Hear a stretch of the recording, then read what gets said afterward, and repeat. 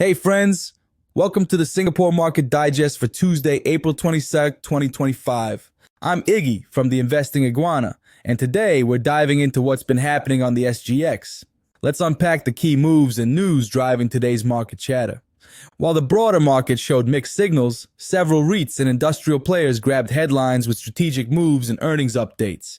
Let's break down the standout performers and stories, starting with real estate. Fraser's Centrepoint Trust, which owns suburban retail assets like Causeway Point, made waves with its preferential offering.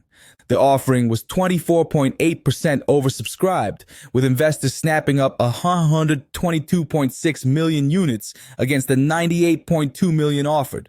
Priced at $205 per unit, a 7.4% discount to its recent average price, this move raised $209 million to strengthen its balance sheet.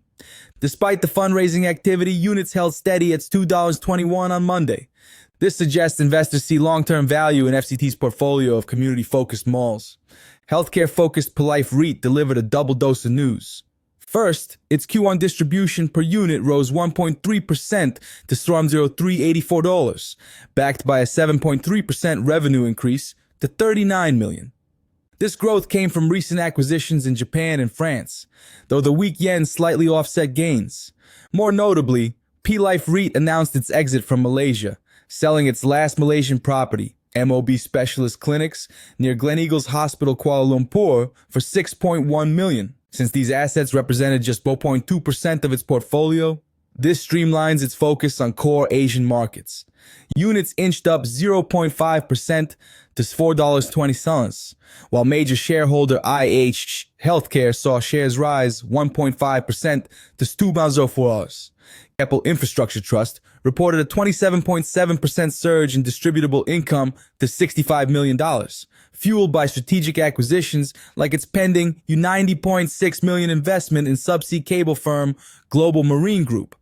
This move positions KIT to capitalize on booming digital infrastructure demand. Despite the positive earnings, units remained flat at $4.4, potentially reflecting investor caution about integration risks in new sectors. The industrial and logistics player ESR-REIT posted a 7% jump in distributable income to $44.2 million, driven by its November 2024 acquisitions in Japan and Singapore. Net property income soared 31% to $82.5 million, showcasing how strategic asset purchases can turbocharge growth. Units edged up 2.4% to $0.21, signaling approval of ESR's expansion strategy in key logistics hubs. Switching gears to tech, Nanofilm reported 12% revenue growth to $44 million in Q1, thanks to strong consumer electronics demand. However, gross margins slipped from 33% to 27% due to delayed equipment deliveries in its industrial segment. Shares held steady at $0.505 ahead of the announcement. Investors will watch closely to see if margin pressures ease in coming quarters. Today's action highlights how REITs continue reshaping portfolios for growth, while industrial players balance expansion with execution risks.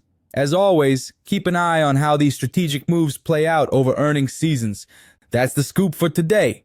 Remember to do your own research before making any investment decisions. This is Iggy from the Investing Iguana, signing off.